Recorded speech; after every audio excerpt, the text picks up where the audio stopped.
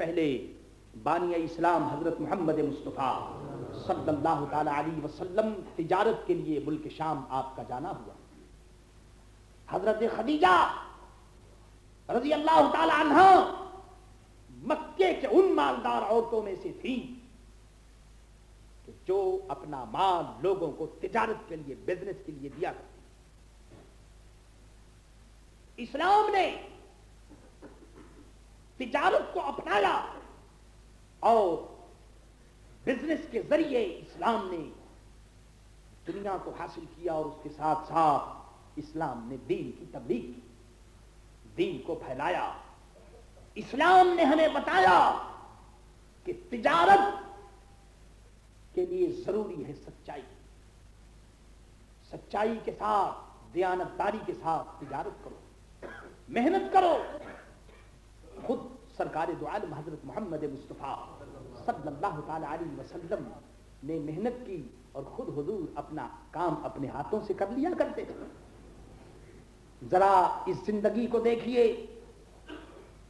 کہ جنگل ہے, ایک مقام کے اوپر کھانا پکانے کا پروگرام ہو گیا کہ کھانا کون پکائے. ڈیوٹی تقسیم کر دی گئی. کسی سے کہا گیا کہ تم پانی لاؤ, کسی سے کہا گیا کہ تم آگ جلاؤ, کسی سے کہا گیا کہ تم یہ چیز لاؤ. اور حضور نے فرمایا کہ میں جا کر جنگل سے لکڑیاں لاتا ہوں. میرے دوستوں, وہاں لکڑی لانے والوں کی کمی نہیں تھی, لیکن سرکار دو عالم صلی اللہ تعالی علیہ وسلم کی زندگی کا یہ چیپٹر ہمیں اس بات کی تعلیم دیتا ہے کہ جب تم لوگ مل جل کر رہو تو آپس میں کام تقسیم کر لیا کرو. ایک دوسرے کی ڈیوٹی کو تم جب تقسیم کر لو گے تو اس طرح سے تمہارے کام عمدہ طریقے سے ہو سکیں گے. ذرا خیال تو فرمائیے, حضرت انس عرض کرتے ہیں رضی اللہ تعالی عنہ کہ میں سرکار دو عالم صلی اللہ تعالی علیہ وسلم کی خدمت میں 10 سال تک رہا. 10 سال تک حضور کی خدمت کی, مگر کبھی سرکار دو عالم صلی اللہ تعالی علیہ وسلم نے اف نہیں کہا. کبھی مجھ سے یہ نہیں فرمایا کہ تم نے یہ کام کیا یا کیوں نہیں کیا. میرے دوستو, حضور صلی اللہ تعالی علیہ وسلم کی زندگی کا یہ سبق عجیب و غریب ہے کہ آپ اگر بچے ہیں, اگر آپ کے پاس چھوٹے چھوٹے بچے ہیں تو آپ حضور کے بچپن کو دیکھیں. اگر حضور کے بچپن کو آپ دیکھیں گے تو بچوں کی عادت ہوتی ہے وہ کھیلتے ہیں, بچوں کی عادت ہوتی ہے ان کی زبان سے گندی باتیں بھی نکل جایا کرتی ہیں. لیکن سرکار دو عالم کے بچپن میں آپ کبھی یہ نہیں دیکھیں گے کہ حضور صلی اللہ تعالی علیہ وسلم کھیلنے کے لیے گئے یا حضور صلی اللہ تعالی علیہ وسلم نے کوئی غلط سوسائٹی اٹینڈ کی. حضور کے بچپن میں آپ کو یہ بات نظر نہیں آئے گی. حضور کے بچپن سے ہم اپنے بچوں کو بہت کچھ سکھا سکتے ہیں اور ان کی اچھی سوسائٹی کے لیے ہم اچھا انتظام کر سکتے ہیں. ایک حدیث مجھے یاد آ رہی ہے, حضور صلی اللہ تعالی علیہ وسلم نے ایک عورت کو دیکھا کہ اس نے اپنے بیٹے سے کہا کہ اے بیٹے, میں تجھے یہ چیز دوں گی. حالانکہ اس کا ارادہ دینے کا نہیں تھا. تو حضور نے فرمایا کہ دیکھو, چھوٹے بچوں کے سامنے جھوٹ مت بولو, اس لیے کہ اگر تم ایک مرتبہ جھوٹ اگر بولو گی تو بچہ تو بیچارہ یقین لے آئے گا, لیکن دوسری مرتبہ بچہ سمجھے گا کہ شاید میرے ماں باپ بھی جھوٹ ہی بولا کرتے. چھوٹی سی چھوٹی چیزیں کہ جن کے اوپر ہماری نظر پڑتی نہیں پڑتی, مگر سرکار دو عالم صلی اللہ تعالی علیہ وسلم کی زندگی نے ہمیں بتا دیا. حضور کے بچپن کو بھی ہم چیک کر سکتے ہیں.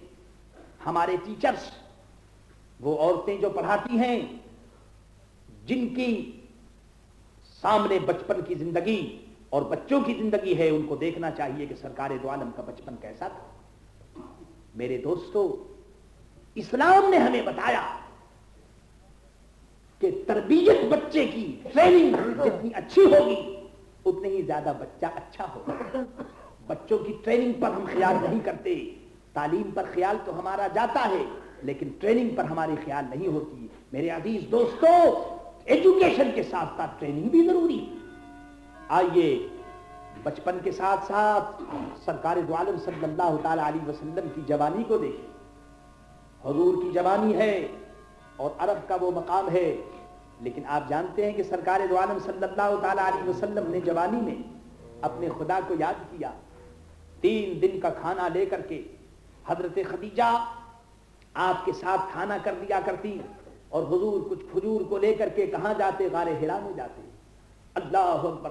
وہاں جا کر کے اپنے رب کو یاد کرتے, اپنے خدا کو یاد کرتے.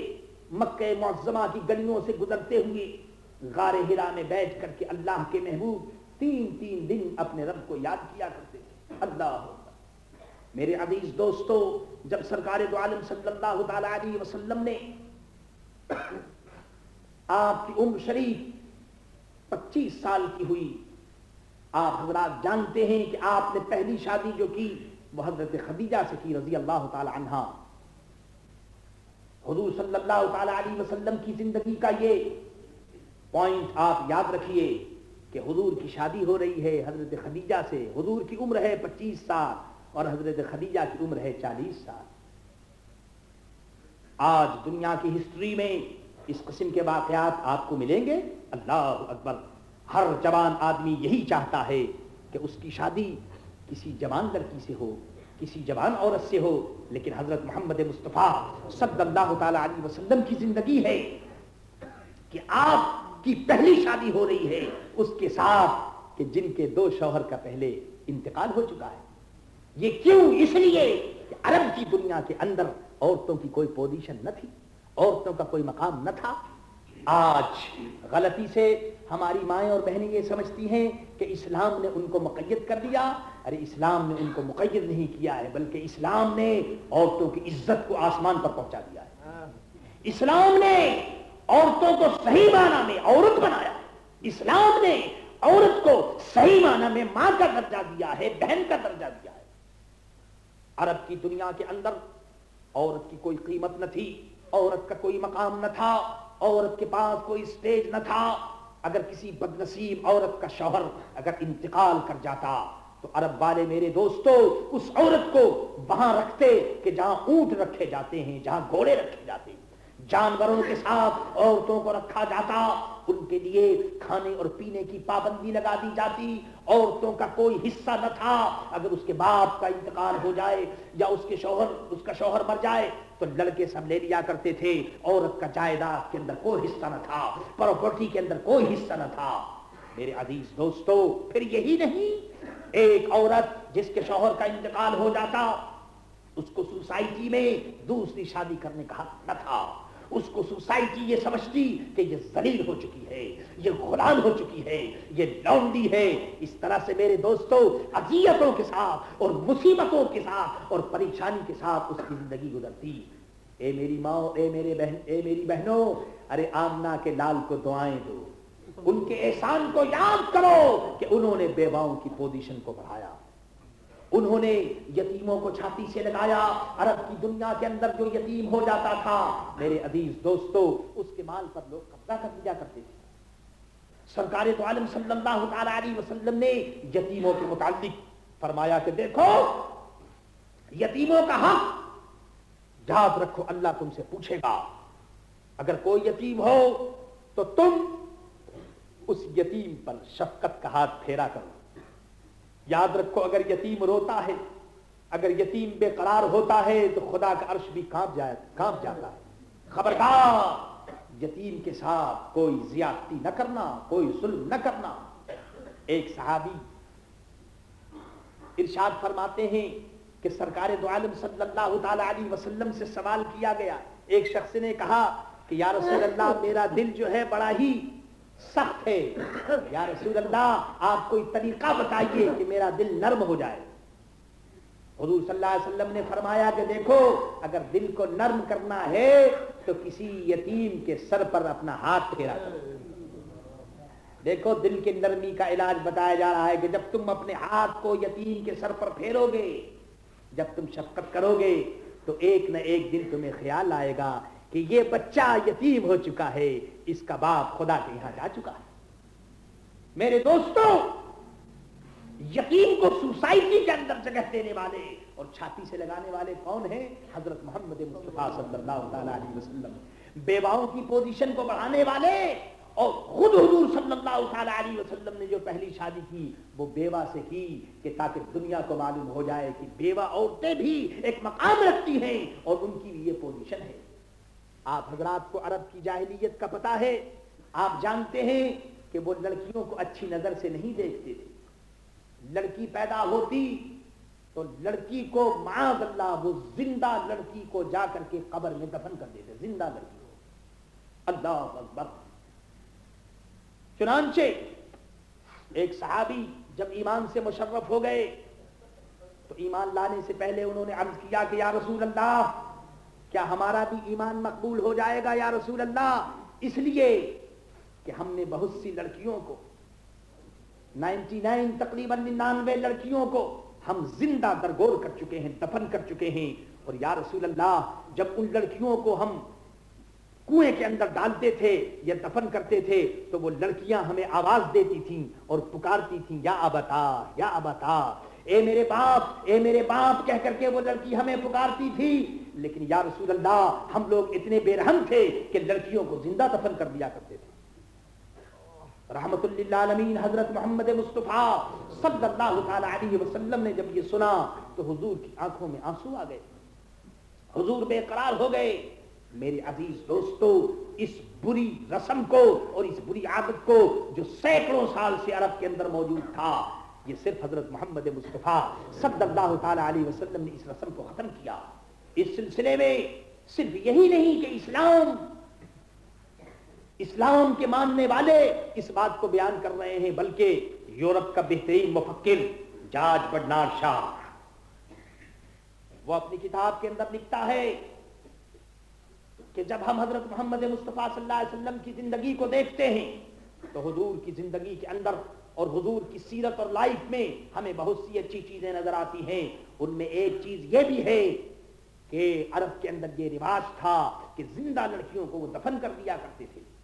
لیکن قرآن عظیم کی جب یہ آیت نازل ہوئی اور کہا گیا کہ وَإِذَا الْمَوْءُودَةُ سُئِلَتْ بِأَيِّ ذَنبٍ قُتِلَتْ, ان سے کہا گیا, قرآن عظیم نے کہا کہ جب ان لڑکیوں سے پوچھا جائے گا کہ بتاؤ تمہیں کس گناہ کی سبب سے تم کو زندہ دفن کر دیا گیا, تو بتاؤ تم کیا جواب دو. جب حضور صلی اللہ تعالی علیہ وسلم نے یہ فرمایا اور حضور کی زبان سے جب دنیا نے سنا, میرے دوستو یہ تھی وہ خرابی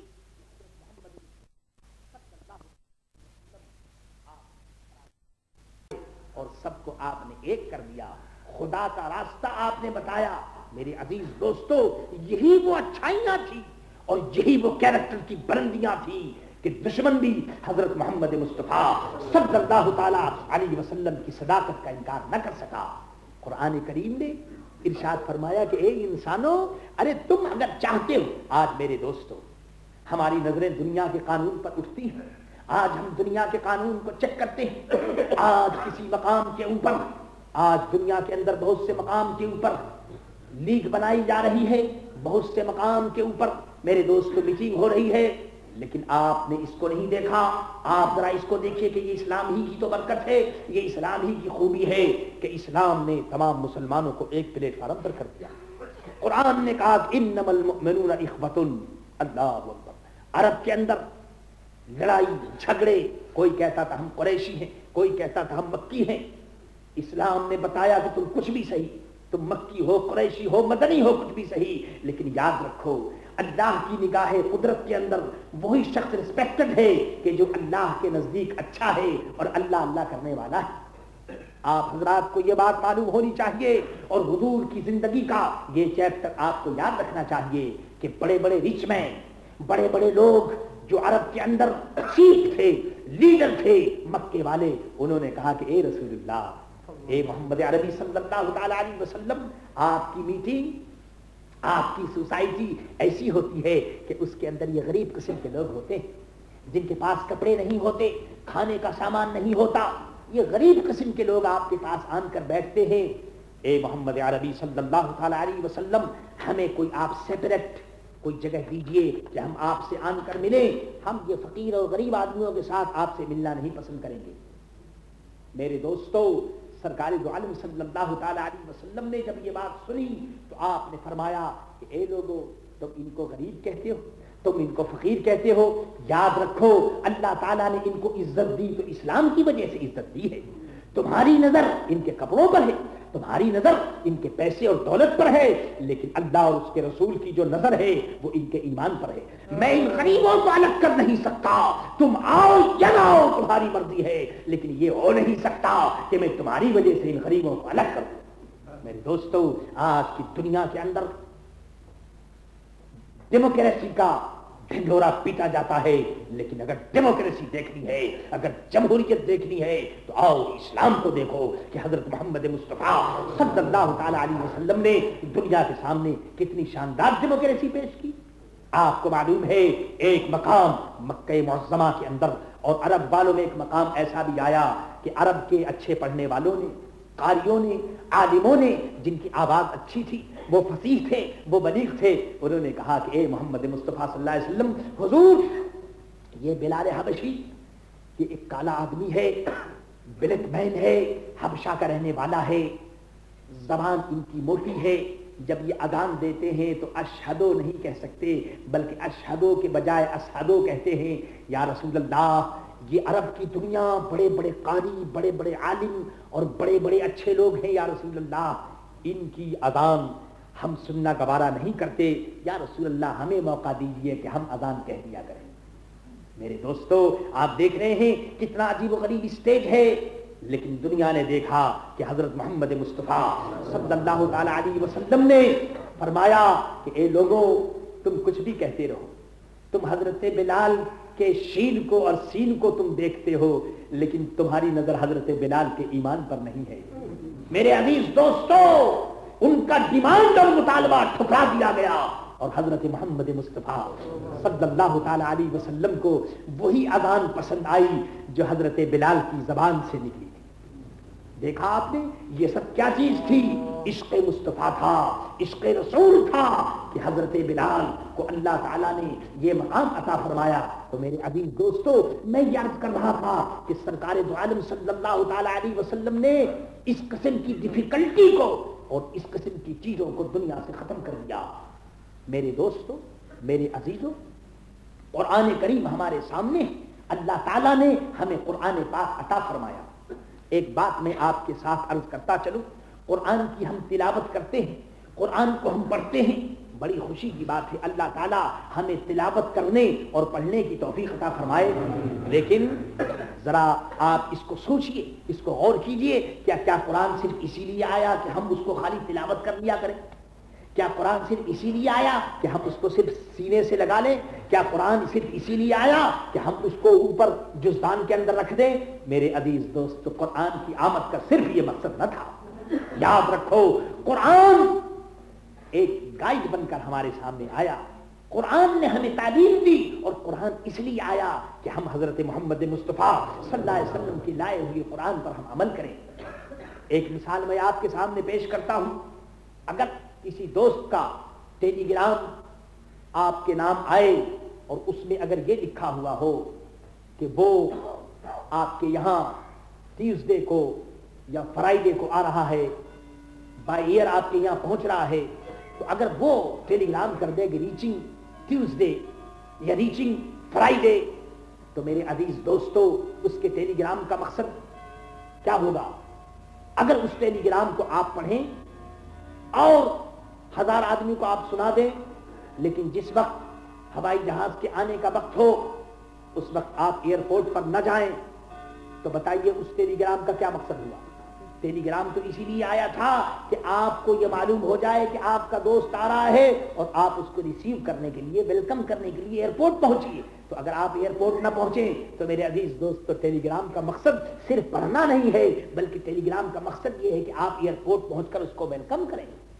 بس اسی طرح سے سمجھ لیجئے کہ یہ قرآن عظیم یہ بھی اللہ تعالیٰ کی طرف سے ایک ٹیلی گرام ہے، اور حضرت محمد مصطفیٰ صلی اللہ تعالی علیہ وسلم اس ٹیلی گرام کو، اس میسج کو لے کر ہمارے پاس آئے۔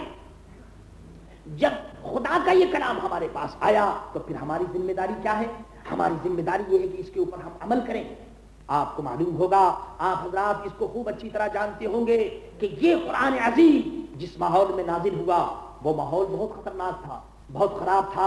آپ حضرات نے اس کو بارہا سنا ہوگا کہ وہاں پر شراب کی عام عادت تھی، لوگ کثرت سے شراب پیتے تھے، اور اس زمانے میں شراب پینا عیب نہیں خیال کرتے تھے، وہ اسی طرح سے پیتے تھے کہ جیسے آج کل کے لوگ جوس پیتے ہیں یا شربت پیتے ہیں یا اسکوائش پیتے ہیں، وہ دوست تو شراب پیتے تھے۔ لیکن جب خدا کا یہ فرمان نازل ہوا اور صحابہ نے جب سنا تو تاریخ بتاتی ہے، حدیث بتاتی ہے کہ وہ لوگ کہ بعض کے ہاتھوں میں جام تھا، کپ تھا، بعض لوگ پی رہے تھے اور بعض پینا چاہتے تھے کہ کوئی آواز دینے والا آواز دے رہا ہے کہ یا ایھا الذین آمنوا انما الخمر والمیسر والانصاب رجس من عمل الشیطان۔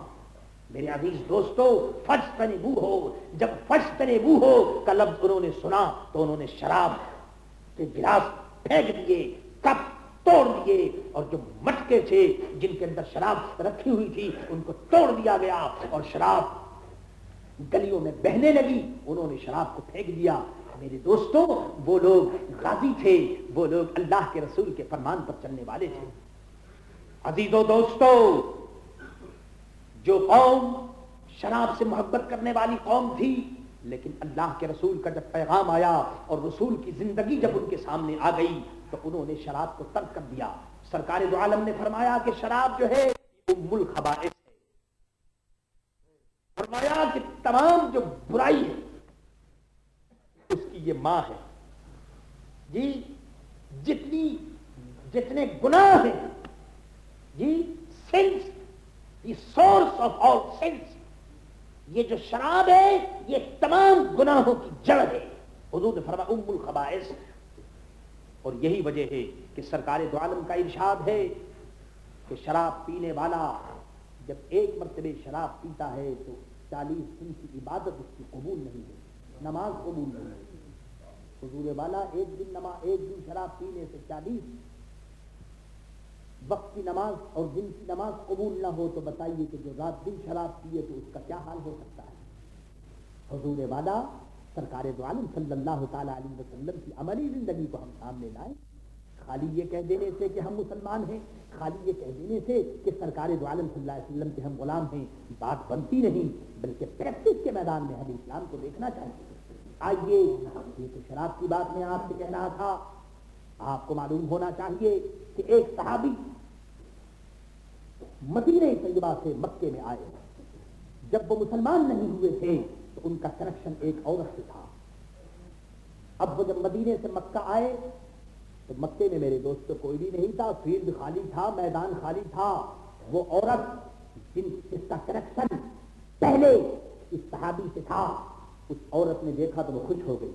اس نے کہا کہ صحابی مدینے سے آ گئے ہیں، اب ہمیں موقع ملے گا، ہم بات چیت کریں گے اور زمانے جاہلیت میں جو کچھ ہم کرتے تھے وہ اب بھی کریں گے۔ اس عورت نے بلایا اور کہا کہ مجھے بڑی خوشی ہے کہ آپ مدینے سے آ گئے، ہمیں بہت دنوں کے بعد ملنے کا موقع ملا۔ اس عورت کا برا ارادہ ہوا۔ جانتے ہیں آپ صحابی نے کیا جواب دیا؟ صحابی نے ارشاد فرمایا کہ اے عورت، شاید تجھے بھول چکی ہے کہ میں مسلمان ہو گیا ہوں، شاید تجھے یہ معلوم نہیں کہ میری نگاہ نے حضرت محمد مصطفیٰ کے چہرے کا نظارہ کیا ہے، شاید تمہیں یہ معلوم نہیں کہ اسلام کے سرکل میں آ گیا ہوں اور اسلام اس بات کی اجازت نہیں دیتا۔ اے عورت، ٹھیک ہے کہ میرے تیرے تعلقات تھے زمانے جاہلیت میں، لیکن اب میرا تعلق کالی کالی کملی والے آقا حضرت محمد مصطفیٰ سے ہو چکا ہے، اس لیے اب میرا اور تیرے درمیان اب اس قسم کا کوئی تعلق باقی نہیں رہا۔ میرے عزیز حضور صلی اللہ تعالی علیہ وسلم کی خدمت میں ایک شخص آیا اور آن کر اس نے کہا کہ یا رسول اللہ، معاذ اللہ مجھے زنا سے بڑی محبت ہے، یا رسول اللہ مجھے زنا کی اجازت دیجیے، معاذ اللہ۔ اس قسم کی باتیں وہ کرنے لگا۔ صحابہ پریشان ہو گئے کہ یہ عجیب و غریب آدمی ہے۔ صحابہ کو خیال ہوا کہ اس کو تنبیہ کی جائے، اس کو مارا جائے، یہ ایسی بدتمیزی کی باتیں کرتا ہے۔ لیکن میرے دوستو، وہ حضرات ایسے تھے کہ سرکار دو عالم کی خدمت میں اپنا درد دل پیش کر دیا کرتے تھے، جو بری عادت ہو، اچھی عادت ہو، جو بھی ہو، حضور کے سامنے وہ پیش کر دیا کرتے تھے۔ وہ جانتے تھے کہ یہ طبیب ہیں، وہ جانتے تھے کہ یہ ڈاکٹر ہیں، وہ جانتے تھے کہ یہ نبی اور رسول ہیں، وہ جانتے تھے کہ ہماری تمام برائیاں جو ہیں وہ سب ان کے سامنے ہیں۔ میرے عزیز دوستو، آج کی دنیا کے اندر جیل بھی ہے، آج کی دنیا کے اندر پھانسی بھی دی جاتی ہے، آج کی دنیا کے اندر میرے دوستو جرمانے بھی ہوتے ہیں، لیکن آپ کیا کہہ سکتے ہیں کہ پھانسی کی وجہ سے یا جیل کی وجہ سے برائی ختم ہو رہی ہے؟ نہیں، برائی ختم نہیں ہوتی۔ جس قدر قانون ہے اس قدر برائیاں زیادہ ہو رہی ہیں. لیکن میں آپ کو حضرت محمد مصطفیٰ صلی اللہ علیہ وسلم کی ایڈمنسٹریشن کا ایک سین پیش کرتا ہوں. نہ وہاں کوئی پولیس ہے, نہ وہاں کوئی مجسٹریٹ ہے, نہ وہاں کوئی کانسٹیبل ہے, نہ وہاں کوئی انسپکٹر جنرل ہے. لیکن میرے دوستو, ایک آدمی گناہ کرتا ہے اور گناہ کا کرنے والا چھپ کر گناہ کرتا ہے, لیکن وہ آ جاتا ہے حضرت محمد مصطفیٰ کی بارگاہ میں اور آن کر کہتا ہے یا رسول اللہ میں نے گناہ کر دیا. بتائیے ذرا اس کیریکٹر کو دیکھیے, اخلاق کی اس بلندی کو دیکھیے, اس ایڈمنسٹریشن کو دیکھیے, اس رولنگ کو دیکھیے کہ جو حضرت محمد مصطفیٰ صلی اللہ علیہ وسلم ادا فرما رہے ہیں. ہر آدمی آتا ہے, کیوں؟ وہ لوگ سمجھتے تھے کہ اسلام کا کنیکشن خالی دنیا والوں سے نہیں ہے بلکہ اللہ سے. آج دنیا میں میرے دوست سبھی باتیں ہوتی ہیں, جھوٹ جو ہے وہ سچ ہو جاتا ہے اور سچ جو ہے وہ جھوٹ ہو جاتا ہے. کوٹ کے اندر دو آدمی جاتے ہیں, جو سچا ہوتا ہے وہ جھوٹا ہو جاتا ہے, جو جھوٹا ہوتا ہے وہ سچا ہو جاتا ہے. آج کی دنیا کے اندر پیسہ ہے میرے دوستوں, اس سے قانون کو آزمایا جاتا ہے اور رول کو میرے دوستوں پریکٹ کیا جاتا ہے. لیکن جن قوموں کا تعلق اللہ سے ہو جائے وہاں میرے دوست دولت کی بات نہیں ہوتی, پیسے کی بات نہیں ہوتی. وہ لوگ خود حضور کی خدمت میں آ جاتے اور عرض کرتے یا رسول اللہ, زنے تو یا رسول اللہ مجھ سے گناہ ہو گیا. میرے دوستوں اسی طریقے سے ایک شخص آیا اور اس نے عرض کیا کہ یا رسول اللہ مجھے یہ بری عادت پڑ گئی ہے اور میں معاذ اللہ مجھے زنا سے بڑی محبت ہے. حضور نے کیا کیا؟ حضور نے اس کو بھگایا نہیں, حضور نے سختی نہیں کی, بلکہ رحمت للعالمین نے اپنے رحمت والے دامن میں اس کو جگہ دی. آجا بھائی, آجا آجا. اللہ ہاں, جو فلسفیوں سے حل نہ ہوا, جو نکتاوروں سے کھل نہ سکا, جو فلسفیوں سے حل نہ ہوا, جو نکتاوروں سے کھل نہ سکا, وہ راز کملی والے نے بتلا دیا چند اشاروں میں, وہ راز کملی والے نے بتلا دیا چند اشاروں میں. اللہ اکبر. دنیا حیران ہے کہ یہ سب کیا ہو رہا ہے. اس نے عرض کیا کہ حضور مجھے زنا سے محبت ہے. آپ نے فرمایا بیٹھ جا, بیٹھ جا. حضور نے اپنے قریب اس کو بٹھایا. یہ ہے میرے دوستوں جن کے متعلق میں کہتا ہوں کہ دین ہوتا ہے بزرگوں کی نظر سے پیدا. وہ کہتا مجھے زنا کی اجازت دیجیے. حضور فرماتے بیٹھ جا. حضور نے اس کو بٹھایا, بٹھا کر کہا کہ میرے بھائی ذرا تو یہ تو بتا کہ کیا تو یہ چاہے گا کہ اپنی ماں سے تو ایسا گندا کام کرے؟ کیا تو اپنی ماں سے ایسا گندا کام کرنے کا خیال کرتا ہے؟ آدمی تھا نہیں, انسان تھا, چونکا, گھبرا گیا. ماں کے ساتھ اللہ کیسے عرب کا آدمی تھا نہیں, جوش آ گیا. حضور نے اپنی ماں کے ساتھ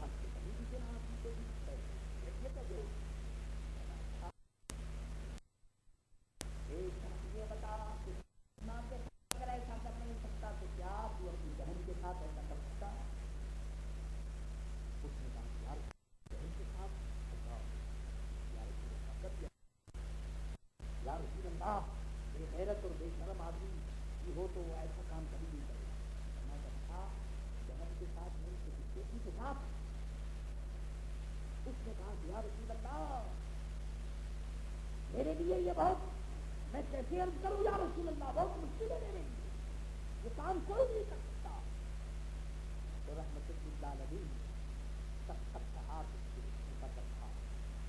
کہا کہ یہ بھائی جب بھی اپنی ماں کے ساتھ ایسا کام نہیں کر سکتا, جب بھی بہن کے ساتھ گناہ نہیں کر سکتا, جب بھی اپنی بیٹی کے ساتھ گناہ نہیں کر سکتا, تو اے میرے بھائی یہ بتا کہ جس کے ساتھ تو گناہ کرنا چاہتا ہے وہ بھی تو کسی کی ماں ہوگی, وہ بھی تو کسی کی بہن ہوگی, اور وہ بھی تو کسی کی بیٹی ہوگی. جب تو اپنی بیٹی کے ساتھ ایسا نہیں کرنا چاہتا تو تیری غیرت کیسے یہ گوارا کرتی ہے کہ کسی مسلمان کی بیٹی کے ساتھ ایسا کرے؟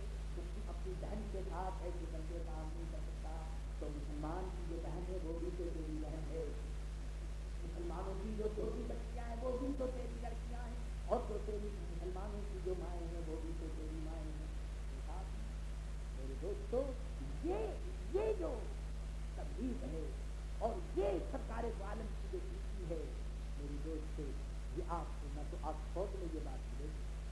نہ میرے دوستو آپ امریکہ کی کسی یونیورسٹی میں اس کو جا کر آپ حاصل کر سکیں گے. یہ تو حضرت محمد مصطفیٰ صلی اللہ تعالیٰ علیہ وسلم ہی کا اسکول آپ کو یہ بات بتائے گا. جب شخص نے یہ بات سنی تو اس نے کانوں پر ہاتھ رکھا اور کہا یا